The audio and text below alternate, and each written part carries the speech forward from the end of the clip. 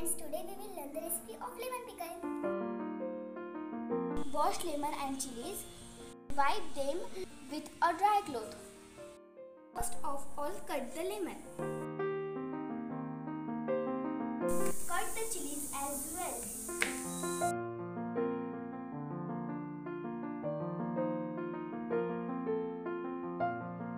And add it of 3 teaspoons salt. And mix well. Cover of 24 hours. Check the next day. We will prepare the spices. Add the mustard seeds, coriander, cumin seeds, add soap, add celery, fenugreek seeds and roast.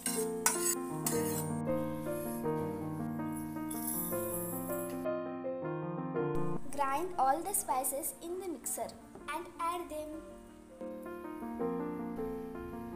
And the smell is very nice. Add turmeric powder, add chili powder, add hing, add the salt and mix it.